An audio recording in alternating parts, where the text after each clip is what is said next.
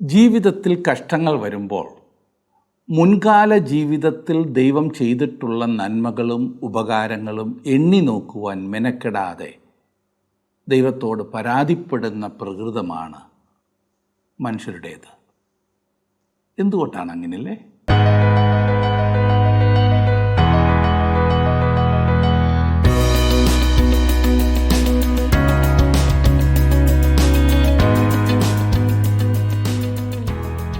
ഒരു ആയുസ് മുഴുവൻ കഠിനാധ്വാനം ചെയ്തിട്ടും തൻ്റെ സഹപ്രവർത്തകരായിരുന്ന പലർക്കുമുണ്ടായ സൗഭാഗ്യങ്ങളൊന്നും, ലോകപ്രകാരമുള്ള സൗഭാഗ്യങ്ങളൊന്നും കൈവരിക്കാതിരുന്ന ഒരു സുഹൃത്തിനെ പരിചയപ്പെട്ടു.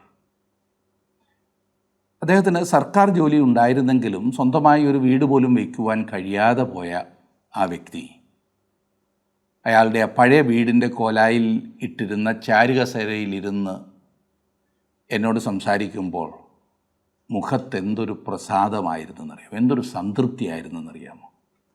തികച്ചും ഉല്ലാസവാനായിട്ട് കാണപ്പെട്ട അദ്ദേഹത്തോട് അദ്ദേഹത്തിൻ്റെ സന്തോഷത്തിൻ്റെ രഹസ്യം ഞാൻ ചോദിച്ചപ്പോൾ അദ്ദേഹം പറഞ്ഞു, സുഹൃത്തേ, ഞാൻ അന്യായമായി ഒന്നും സമ്പാദിച്ചിട്ടില്ല.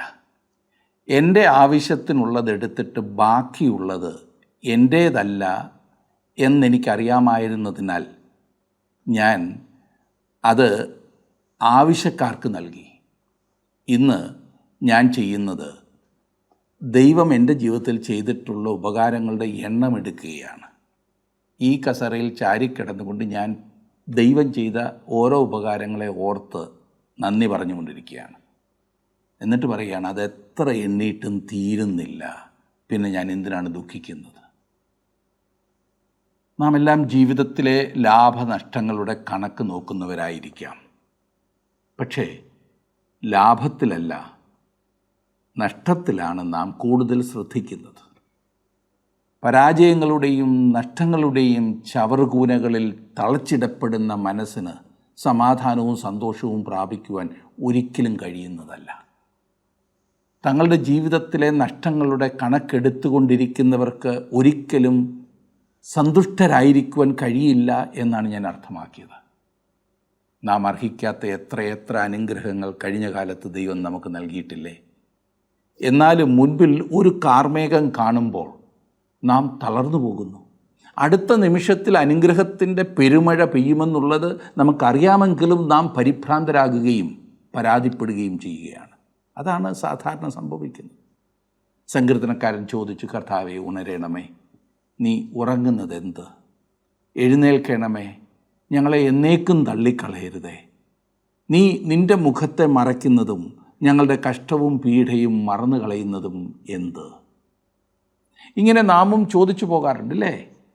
എന്നാൽ നമ്മുടെ കഴിഞ്ഞ കാല ജീവിതത്തിൽ എത്രയെത്ര വിഷമ സാഹചര്യങ്ങളിൽ നിന്നും രക്ഷിച്ചിട്ടുള്ളവനാണ് ദൈവം എന്നത് നാം മറന്നു കളയുന്നു. തങ്ങൾ അനുഭവിച്ചിട്ടുള്ളതും അനുഭവിക്കുന്നതുമായ അനുഗ്രഹങ്ങൾ എണ്ണി നോക്കുന്നവർക്ക് സന്തോഷവും സമാധാനവും ഉണ്ടാകൂ. അല്ലാതെ നഷ്ടത്തിൻ്റെ കണക്കെടുത്തിരുന്നാൽ ഒരിക്കലും അത് സന്തോഷം കൊണ്ടുവരില്ല. നമ്മുടെ ജീവിതത്തിൽ പരാജയപ്പെട്ടിട്ടുണ്ടെങ്കിൽ അത് പാഠമാക്കുക. വിജയത്തിന് ദൈവത്തിന് നന്ദി പറഞ്ഞ് മുൻപോട്ട് പോകുക. 43-ാം സങ്കീർത്തനം വരെ നാം ചിന്തിച്ച് കഴിഞ്ഞിരുന്നല്ലോ. ഇന്ന് 44-ഉം 45-ഉം സങ്കീർത്തനങ്ങളാണ് നാം ഒരുമിച്ച് പഠിക്കുവാൻ പോകുന്നത്. എടുത്താട്ടെ സങ്കീർത്തനങ്ങൾ 44.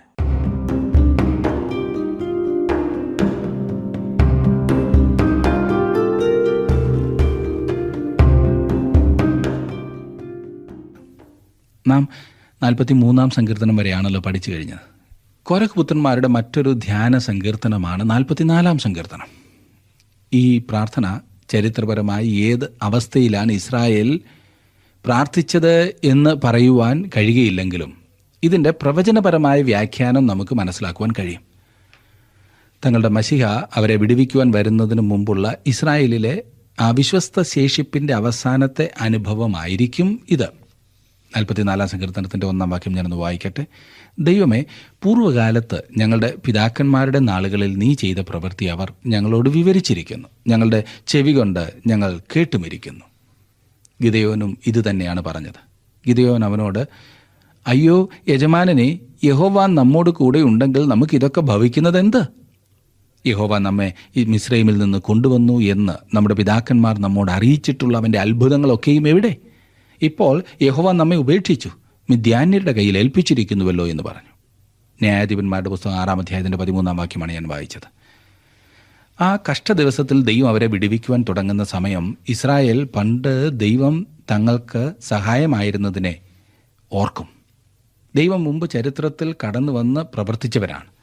അവൻ വീണ്ടും അപ്രകാരം ചെയ്യും. 2-ാം വാക്യം നോക്കിക്കേ. നിന്റെ കൈകൊണ്ട് നീ ജാതികളെ പുറത്താക്കി ഇവരെ നട്ടു, നീ വംശങ്ങളെ നശിപ്പിച്ചു ഇവരെ പരക്കുമാറാക്കി. മോശയുടെയും യോശുവയുടെയും കാലത്തെയാണ് ഇവിടെ സൂചിപ്പിക്കുന്നത്. കനാൻ ദേശത്ത് പാർത്തിരുന്ന ജാതികളെ അവരുടെ പാപനിമിത്തം ദൈവം അവിടെ നിന്ന് പുറത്താക്കുകയും തെരഞ്ഞെടുക്കപ്പെട്ട ജനത്തെ അവൻ അവിടെ പാർപ്പിക്കുകയും ചെയ്തു. 3-ാം വാക്യത്തിൽ തങ്ങളുടെ വാളുകൊണ്ടല്ല അവർ ദേശത്തെ കൈവശമാക്കിയത്, സ്വന്തം ഭുജം കൊണ്ടല്ല അവർ ജയം നേടിയത്, നിന്റെ വലങ്കയും നിന്റെ ഭുജവും നിന്റെ മുഖപ്രകാശവും കൊണ്ടത്രേ. നിനക്കവരോട് പ്രീതിയുണ്ടായിരുന്നുവല്ലോ. ദൈവമാണ് ഇസ്രായേൽ മക്കൾക്ക് കനാൻ ദേശം കൊടുത്തത്. തങ്ങളുടെ ബുദ്ധി കൊണ്ടോ ശക്തി കൊണ്ടോ അവർ അതിനെ പിടിച്ചടക്കുകയല്ല ചെയ്തത്. തുടർന്നിതാ ഒരു നിലവിളി. 4-ാം വാക്യം. ദൈവമേ, നീ എൻ്റെ രാജാവാകുന്നു, യാക്കോബിന് രക്ഷ കൽപ്പിക്കണമേ. യാക്കോബിനെ നിങ്ങൾക്കറിയാമല്ലോ. ആ യാക്കോബാണ് ഇസ്രായേൽ ജാതിയായി തീർന്നത്. ദൈവമേ, നീ എൻ്റെ രാജാവാകുന്നു എന്ന് നിലവിളിക്കുമ്പോൾ ഇസ്രായേലിൻ്റെ രാജാവിനെക്കുറിച്ചാണ് പറയുന്നത്. നമ്മുടെ കർത്താവായ യേശു ഇസ്രായേലിൻ്റെ രാജാവാണ്. തൻ്റെ കഷ്ടത അനുഭവിക്കുന്ന ജനത്തെ വിടുവിക്കുവാൻ അവൻ മടങ്ങി വരും. ഇസ്രായേലിന് മാത്രമല്ല, നമുക്കും ഇത് പ്രായോഗികമാണ്. അവൻ നമുക്കും മതിയായവനാണ്. നമ്മെയും വിടുവിക്കുന്ന രാജാതിരാജാവും കർത്താതി കർത്താവും അവനാണ്. 5-6 വാക്യങ്ങളിൽ നിന്നാൽ ഞങ്ങൾ വൈരികളെ തള്ളിയിടും, ഞങ്ങളോട് എതിർക്കുന്നവരെ നിന്റെ നാമത്തിൽ ചവിട്ടിക്കളയും. ഞാൻ എൻ്റെ വില്ലിൽ ആശ്രയിക്കുകയില്ല, എൻ്റെ വാൾ എന്നെ രക്ഷിക്കുകയുമില്ല. മഹാപീഡനത്തിൻ്റെ നാളിൽ ദൈവിക ശേഷിപ്പ് പ്രതികാരത്തിനായി താൽപ്പര്യം പ്രകടിപ്പിക്കും. അതിനായി ദൈവത്തോട് അപേക്ഷിക്കും. അവർ ന്യായപ്രമാണത്തിന് കീഴിലായിരിക്കും. അങ്ങനെ യാചിക്കുവാൻ അവർക്കൊരു അവകാശമുണ്ട് താനും. ഇന്ന് നാം പ്രതികാരത്തിനായി ദൈവത്തോട് പ്രാർത്ഥിക്കേണ്ടതല്ല, നമ്മുടെ ശത്രുക്കളെപ്പോലും സ്നേഹിക്കണം എന്നത്രേ നമ്മോട് പറഞ്ഞിരിക്കുന്നത്. അത് വളരെ പ്രയാസമുള്ള കാര്യമാണ്. എന്നാൽ നമുക്ക് നമ്മുടെ ശത്രുക്കളെ കർത്താവിന് ഏൽപ്പിച്ചു കൊടുക്കാം. അവർക്ക് വേണ്ടി കർത്താവിനോട് പറയാം, നാം തന്നെ പ്രതികാരം ചെയ്തുകൂടാ. പ്രതികാരം എനിക്കുള്ളത് ഞാൻ പകരം ചെയ്യുമെന്ന് ദൈവം പറയുന്നു. രക്ഷയ്ക്കായി മാത്രമല്ല, പ്രതികാരത്തിനു വേണ്ടിയും അനേകരെ നാം ദൈവത്തിന് വിട്ടുകൊടുക്കേണ്ടത് ആവശ്യമുണ്ട്. നമുക്ക് വ്യക്തിപരമായ പ്രയാസങ്ങൾ ഉണ്ടാക്കുന്നവരെക്കുറിച്ചല്ല, നേരെ മറിച്ച് സുവിശേഷ ഘോഷണത്തിന് തടസ്സം നിൽക്കുന്നവരെക്കുറിച്ചത്രേ ഞാൻ പറയുന്നത്. അതെ, കാര്യങ്ങൾ നാം തന്നെ കൈകാര്യം ചെയ്യുന്നതിനേക്കാൾ നല്ലത് ദൈവം ഇടപെടുന്നതാണ്. അവൻ നമ്മേക്കാൾ നല്ലവണ്ണം ഏത് പ്രശ്നത്തെയും കൈകാര്യം ചെയ്തുകൊള്ളും. ഇസ്രായേൽ ജനം കഠിന കഷ്ടതയിലാണ്. ശത്രു അവർക്കെതിരായി ക്രൂദ്ധിക്കുന്നു. അവരുടെ കഷ്ടതയിൽ അവർ ദൈവത്തോട് നിലവിളിക്കും. ഇനി ഞാൻ 44-ാം സങ്കീർത്തനത്തിൻ്റെ 22-ാം വാക്യം വായിക്കട്ടെ.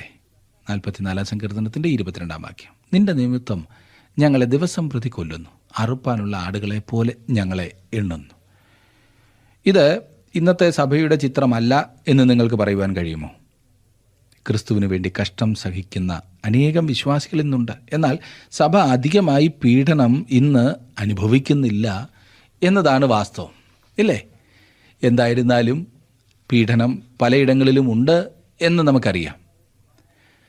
എങ്ങനെയായാലും ഇസ്രായേലിലെ ശേഷിപ്പ് പീഡിപ്പിക്കപ്പെടും. ആ ശേഷിപ്പിനെ കുറിച്ചാണ് ഇവിടെ സൂചിപ്പിച്ചിരിക്കുന്നത്. 23-ാം വാക്യത്തിൽ നാം കാണുന്നു, കർത്താവെ ഉണരണമേ, നീ ഉറങ്ങുന്നതെന്ത്? എഴുന്നേൽക്കണമേ, ഞങ്ങളെ എന്നേക്കും തള്ളിക്കളയരുതേ. ദൈവം ഉണർന്ന് പ്രവർത്തിക്കുന്നതിനുള്ള ഒരു നിലവിളിയാണ് ഇവിടെ കാണുന്നത്. ദൈവം ഉറങ്ങുന്നില്ല. തങ്ങളുടെ നിരാശയിലാണ് ശേഷിപ്പ് ഇപ്രകാരം നിലവിളിക്കുന്നത്. പഴയ പുതിയ നിയമങ്ങളുടെ ഇടക്കാലത്ത്, മക്കാബയരുടെ കാലത്ത് ഇസ്രായേലിൻ്റെ ശത്രുക്കൾ പ്രബലപ്പെടുകയുണ്ടായി. കഴിഞ്ഞ കാലത്തെക്കുറിച്ച് ചിന്തിച്ചാൽ ഇസ്രായേലിൻ്റെ ചരിത്രത്തിൽ എന്നത്തെക്കാളും അധികം കഷ്ടത അനുഭവിക്കേണ്ടി വന്നത് ആ കാലത്തായിരുന്നു. എന്നാൽ മഹാപീഡന കാലത്ത് അവർക്ക് സഹിക്കേണ്ടി വരുന്ന കഷ്ടതകളുമായി തുലനം ചെയ്യുമ്പോൾ അത് നിസാരമത്രേ. മക്കബായരുടെ കാലത്ത് ഉണർത്തുന്നവർ എന്ന പേരിൽ അറിയപ്പെട്ടിരുന്ന ഒരു കൂട്ടം പുരോഹിതന്മാരുണ്ടായിരുന്നു. കർത്താവേ ഉണരണമേ, നീ ഉറങ്ങുന്നതെന്ത് എന്ന് ദൈവത്തോട് നിലവിളിക്കുന്ന ഒരു കൂട്ടരായിരുന്നു ഇവർ. ദൈവം ഉറങ്ങുകയാകുന്നു എന്നാണ് അക്കാലത്ത് അവർ ചിന്തിച്ചത്. എന്നാൽ ജോൺ ഹിർക്നാസ് എന്ന മക്കാബയരുടെ മഹാപുരോഹിതൻ ഇപ്രകാരമാണ് നിലവിളിച്ചത്: ദൈവം ഉറങ്ങുമോ? ഇസ്രായേലിൻ്റെ പരിപാലകൻ ഉറങ്ങുന്നില്ല, മയങ്ങുന്നതുമില്ല എന്ന് തിരുവചനത്തിൽ പറഞ്ഞിട്ടില്ലയോ എന്ന് അദ്ദേഹം ജനങ്ങളോട് ചോദിച്ചു. നോക്കണേ, ദൈവം ഉറങ്ങുകയാകുന്നു എന്ന് നിങ്ങൾക്ക് തോന്നുന്ന സന്ദർഭത്തിൽ തീർച്ചയായും ഈ പ്രയോഗം, അതെ, ഈ വാക്യം വായിക്കാവുന്നതാണ്. ദൈവമേ ഉണരണമേ എന്ന് താങ്കൾ ദൈവത്തോട് പറയേണ്ട ആവശ്യമില്ല. മഹാപീഡന കാലത്ത് ഇസ്രായേലിലെ ആ വിശ്വസ്ത ശേഷിപ്പ് ദൈവം ഉറങ്ങുകയാകുന്നു എന്ന് ചിന്തിച്ചിട്ട് കർത്താവെ ഉണരണമേ, നീ ഉറങ്ങുന്നത് എന്ത് എന്ന് ചോദിക്കും. ആ ദിവസം വരുമ്പോൾ ദൈവം ഉറങ്ങുകയായിരിക്കില്ല. അവൻ പ്രവർത്തിക്കുവാൻ തയ്യാറായിരിക്കും. ദൈവം തൻ്റെ ജനത്തെ എന്നേക്കുമായി തള്ളിക്കളയുകയില്ല എന്നാണ് സങ്കീർത്തനക്കാരൻ ഉറപ്പായി പറയുന്നത്. 24 മുതലുള്ള വാക്യങ്ങളിൽ നാം കാണുന്നത്: നീ നിന്റെ മുഖത്തെ മറയ്ക്കുന്നതും ഞങ്ങളുടെ കഷ്ടവും പീഡയും മറന്നു കളയുന്നതും എന്ത്? ഞങ്ങൾ നിലത്തോളം കുനിഞ്ഞിരിക്കുന്നു, ഞങ്ങളുടെ വയറ് ഭൂമിയോട് പറ്റിയിരിക്കുന്നു. ഞങ്ങളുടെ സഹായത്തിനായി എഴുന്നേൽക്കണമേ, നിന്റെ ദയനിമിത്തം ഞങ്ങളെ വീണ്ടെടുക്കണമേ. ലോക ചരിത്രത്തിലെ ഏറ്റവും അന്ധകാരപൂർണമായ സമയം ഇസ്രായേലിൻ്റെ ശേഷിപ്പിൽ നിന്ന് തങ്ങളെ നിന്റെ ദയനിമിത്തം വീണ്ടെടുക്കണമേ എന്ന് ദൈവത്തോട് നിലവിളിക്കുന്നത് കേൾക്കുവാൻ കഴിയും. സഹായത്തിനും അതെ നീതിക്കും വേണ്ടിയുള്ള ഒരു യാചനയത്രേ ഇത്. തുടർന്ന് 45-ാം സങ്കീർത്തനമാണ് നാം കാണുന്നത്. ക്രിസ്തു തൻ്റെ രാജ്യം ഭൂമിയിൽ സ്ഥാപിക്കുവാൻ വരുന്നതാണ് ഈ സങ്കീർത്തനത്തിലെ വിഷയം. ഇത് ഒരു മശിഹാ സങ്കീർത്തനമാണ്. എബ്രായ ലേഖനത്തിൽ അപ്രകാരം ഈ സങ്കീർത്തനത്തിൽ നിന്ന് ഉദ്ധരിച്ചിട്ടുമുണ്ട്. ഇത് മറ്റൊരു ധ്യാനമാണ്. സംഗീത പ്രമാണിക്ക് സാരസ രാഗത്തിൽ കോരഹപുത്രന്മാരുടെ ഒരു ധ്യാനം. ഇതിൻ്റെ തലക്കെട്ടതാണല്ലോ. ക്രിസ്തുവിനെ മശിഹായായി ഇവിടെ ചിത്രീകരിച്ചിരിക്കുന്നു. സാരസരാഗം എന്ന് പറഞ്ഞിരിക്കുന്നത് ലില്ലി പുഷ്പങ്ങളെയാണ് ഉദ്ദേശിക്കുന്നത്. അവൻ താഴ്വരയിലെ ലില്ലി പുഷ്പമാണ്. അതുപോലെ തന്നെ ശാരോനിലെ പനിനീർ പുഷ്പവുമാണ്. മശിഹായുടെ സൗന്ദര്യത്തെ വർണ്ണിക്കുന്നതാണ് ഈ സങ്കീർത്തനം. ക്രിസ്തുവിൻ്റെ രണ്ടാമത്തെ വരവിനെക്കുറിച്ച് ഈ മനോഹരമായ സങ്കീർത്തനത്തിൽ പറഞ്ഞിരിക്കുന്നു. ഇതുവരെയും മഹാപീഡന കാലത്തെ ജനത്തിൻ്റെ നിലവിളിയെക്കുറിച്ച് സൂചിപ്പിക്കുന്ന സങ്കീർത്തനങ്ങളാണല്ലോ നാം ചിന്തിച്ചുകൊണ്ടിരുന്നത്. അതിൽ നിന്നും അവരുടെ വരുവാനിരിക്കുന്ന രാജാവിൻ്റെ വിജയത്തെയാണ് ഈ സങ്കീർത്തനത്തിൽ കാണുവാൻ കഴിയുന്നത്. നമ്മുടെ കർത്താവായ യേശു ക്രിസ്തു ഇതിനെക്കുറിച്ച് മത്തായിയുടെ സുവിശേഷം 24-ാം അധ്യായത്തിൻ്റെ 29-30 വാക്യങ്ങളിൽ പറഞ്ഞിട്ടുണ്ട്. ആ കാലത്തിലെ കഷ്ടം കഴിഞ്ഞ ഉടനെ സൂര്യൻ ഇരുണ്ടുപോകും, ചന്ദ്രൻ പ്രകാശം കൊടുക്കാതിരിക്കും, നക്ഷത്രങ്ങൾ ആകാശത്തു നിന്ന് വീഴും, ആകാശത്തിലെ ശക്തികൾ ഇളകിപ്പോകും. അപ്പോൾ മനുഷ്യപുത്രൻ്റെ അടയാളം ആകാശത്തു നിന്ന് വിളങ്ങും.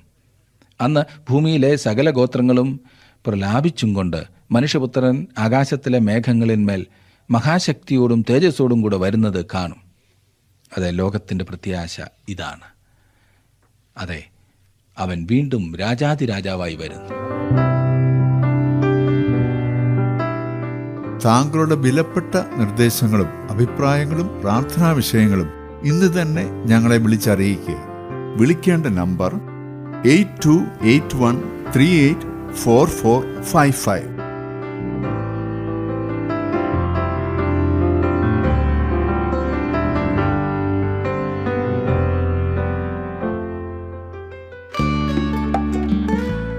ഇന്നത്തെ പ്രോഗ്രാം താങ്കൾക്ക് ഇഷ്ടപ്പെട്ടുവോ? എങ്കിൽ ഉടൻ തന്നെ ഞങ്ങൾക്കൊരു മിസ് കോൾ തരിക. അടുത്ത വിജയി ഒരുപക്ഷെ താങ്കളായിരിക്കാം.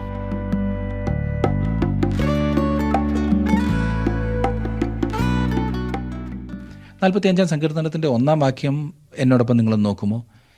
എൻ്റെ ഹൃദയം ശുഭവചനത്താൽ കവിയുന്നു, എൻ്റെ കൃതി രാജാവിന് വേണ്ടിയുള്ളത് എന്ന് ഞാൻ പറയുന്നു. എൻ്റെ നാവ് സമർത്ഥനായ ലേഖകൻ്റെ എഴുത്തുകോൽ ആകുന്നു. താൻ എന്തോ പറയുവാൻ താല്പര്യപ്പെടുന്നു, അതിനായി തൻ്റെ ഹൃദയം നിറഞ്ഞു കവിയുന്നു എന്നാണ് സങ്കീർത്തനക്കാരൻ പറയുന്നത്. പേനയേക്കാൾ വേഗത്തിൽ തൻ്റെ നാവ് ചലിക്കുന്നു എന്നത്രേ അവൻ പറയുന്നത്. നമ്മിൽ പലരുടെയും കാര്യത്തിൽ ഇത് തന്നെയാണ് വാസ്തവമില്ലേ? നിങ്ങൾ എന്തിനെക്കുറിച്ചെങ്കിലും വികാരഭരിതരാവുകയും അത് നിങ്ങൾ ഒന്ന് എഴുതി അറിയിക്കുവാൻ ശ്രമിക്കുകയും ചെയ്തിട്ട് എന്നിട്ട് പിന്നെ അത് വീണ്ടും വായിച്ചു നോക്കിയപ്പോൾ അത് അപര്യാപ്തമായി തോന്നിയിട്ടുണ്ടോ? എഴുതുന്നതിന് പകരം നേരിട്ട് പറയുവാൻ നിങ്ങൾ അപ്പോൾ ആഗ്രഹിച്ചിരിക്കുമില്ലേ? സങ്കീർത്തനക്കാരൻ്റെയും അനുഭവം ഇവിടെ അതുതന്നെയാണ്. മശിഹായുടെ ആളത്വവും ശക്തിയുമാകുന്നു തുടർന്ന് നാം കാണുന്നത്. 2-ാം വാക്യത്തിൽ, നീ മനുഷ്യപുത്രന്മാരിൽ അതിസുന്ദരൻ, ലാവണ്യം നിന്റെ അധരങ്ങളിന്മേൽ പകർന്നിരിക്കുന്നു, അതുകൊണ്ട് ദൈവം നിന്നെ എന്നേക്കും അനുഗ്രഹിച്ചിരിക്കുന്നു. ക്രിസ്തുവിൻ്റെ ആളത്വത്തെ ചിത്രീകരിക്കുന്ന മനോഹരമായ ഒരു സങ്കീർത്തനം അത്ര ഇത്. പൗലോസ് അപ്പോസ്തലൻ ഇപ്രകാരമാണ് സൂചിപ്പിച്ചിരിക്കുന്നത്: എന്നാൽ മൂടുപടം നീങ്ങിയ മുഖത്ത് കർത്താവിൻ്റെ തേജസ്സിനെ കണ്ണാടി പോലെ പ്രതിബിംബിക്കുന്നവരായി നാം എല്ലാവരും ആത്മാവാകുന്ന കർത്താവിൻ്റെ ദാനമായി തേജസ്സിന്മേൽ തേജസ് പ്രാപിച്ച അതേ പ്രതിമയായി രൂപാന്തരപ്പെടുന്നു. നാം അവനെ കൂടുതൽ കൂടുതൽ അറിയേണ്ടതുണ്ട് സുഹൃത്തെ. ഈ സങ്കീർത്തനത്തിൽ നാം ക്രിസ്തുവിനെ രക്ഷകനായിട്ടല്ല, രാജാവായിട്ടാണ് കാണുന്നത്. 3-ാം വാക്യത്തിൽ നാം കാണുന്നു, വീരനായുള്ളവേ നിന്റെ വാൾ അരക്ക് കെട്ടുക, നിന്റെ തേജസ്സും നിന്റെ മഹിമയും തന്നെ. രക്ഷിതാവായിട്ടല്ല, രാജാവായി തൻ്റെ 2ാമത്തെ വരവിങ്കൽ ക്രിസ്തു വരുന്നതിൻ്റെ ചിത്രമാണ് ഇവിടെ ലഭിക്കുന്നത്. മശിഹ ഒരു വാളുമായി ഭൂമിയിൽ വരുമെന്നാണ് ഇസ്രായേൽ പ്രതീക്ഷിച്ചിരുന്നത്.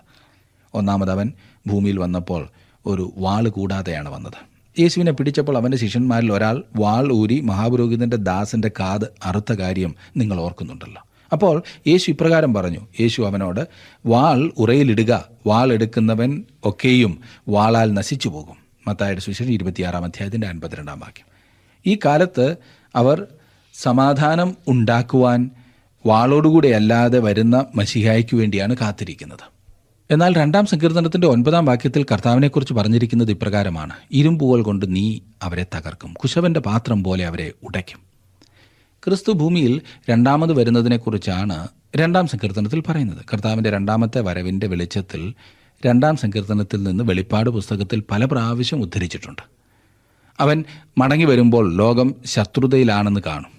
എതിർ ക്രിസ്തു ഭരണം നടത്തുകയും ദൈവജനത്തെ, അതായത് ഇസ്രായേലിലെ വിശ്വസ്ത ശേഷിപ്പിനെയും ദൈവത്തെങ്കിലേക്ക് തിരിഞ്ഞ മറ്റ് ജാതിക്കാരായ ആളുകളെയും പീഡിപ്പിക്കുകയും ചെയ്തുകൊണ്ടിരിക്കും.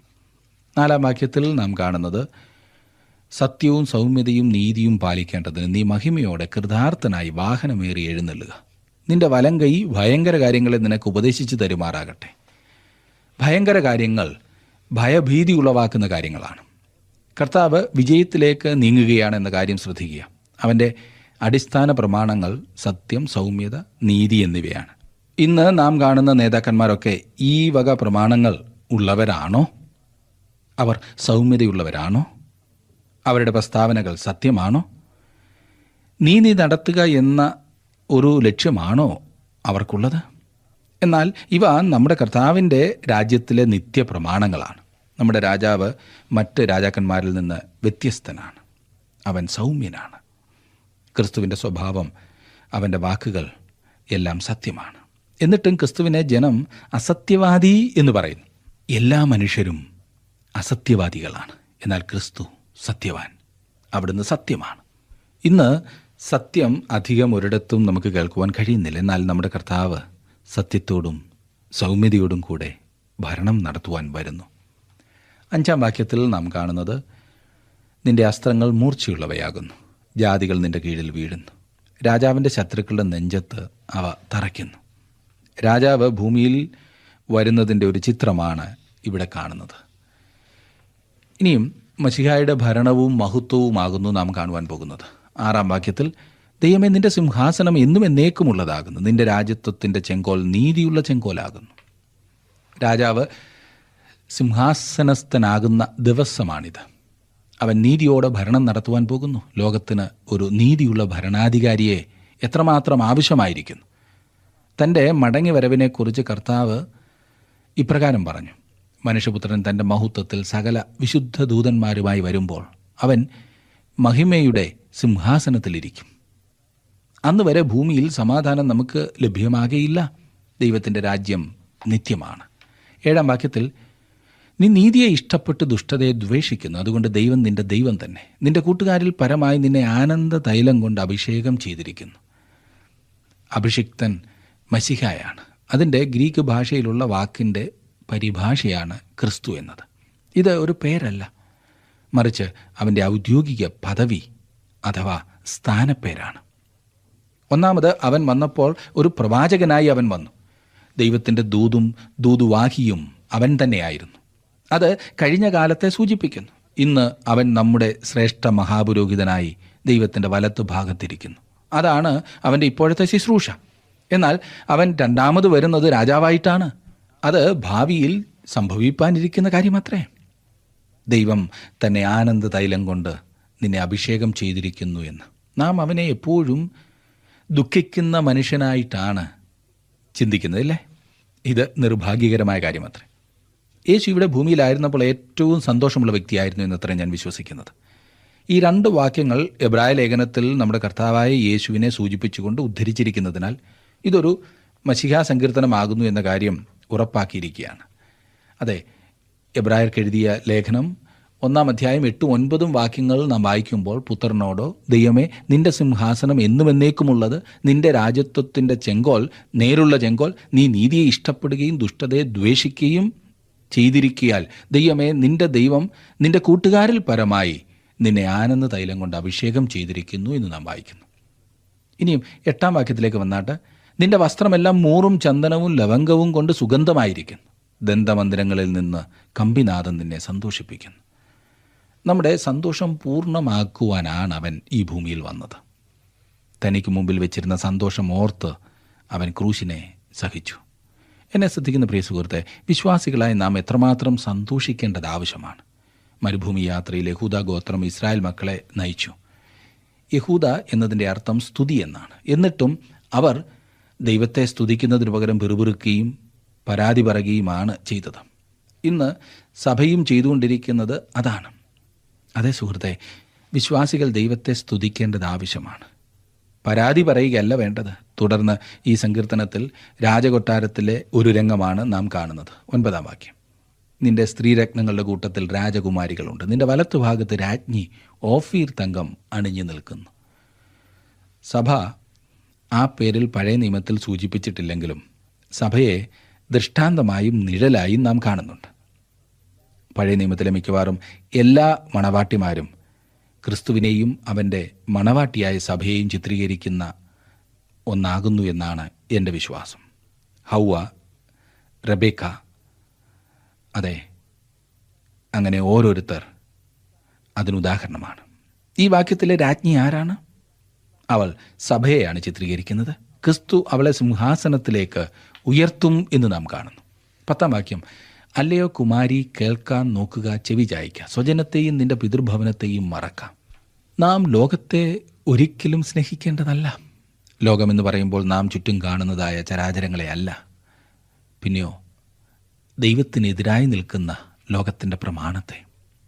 നാം ലോകത്തിൽ നിന്ന് രക്ഷിക്കപ്പെട്ടിരിക്കുന്നു. അതുകൊണ്ട് നാം ലോകത്തെ വിട്ടിട്ട് ക്രിസ്തുവിനെ മുറുകെ പിടിക്കേണ്ടതാണ്. ലോകത്തിൻ്റെ പ്രമാണം, ലോകത്തിൻ്റെ സമ്പ്രദായം, അതാണ് നാം തള്ളിക്കളയേണ്ടത്. 11-ാം വാക്യത്തിൽ നാം കാണുന്നത്, അപ്പോൾ രാജാവ് നിന്റെ സൗന്ദര്യത്തെ ആഗ്രഹിക്കും, അവൻ നിന്റെ നാഥനല്ലോ, നീ അവനെ നമസ്കരിച്ചു കൊള്ളുക. സഭ സൗന്ദര്യമുള്ളവളായിരിക്കണം.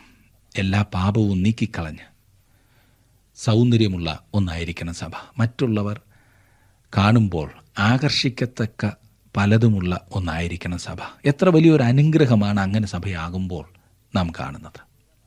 ഇനിയും 17-ാം വാക്യമാണ് ഞാൻ വായിക്കാൻ പോകുന്നത്. ഞാൻ നിന്റെ നാമത്തെ എല്ലാ തലമുറകളിലും ഓർക്കുമാറാക്കും, അതുകൊണ്ട് ജാതികൾ എന്നും എന്നേക്കും നിനക്ക് സ്തോത്രം ചെയ്യും.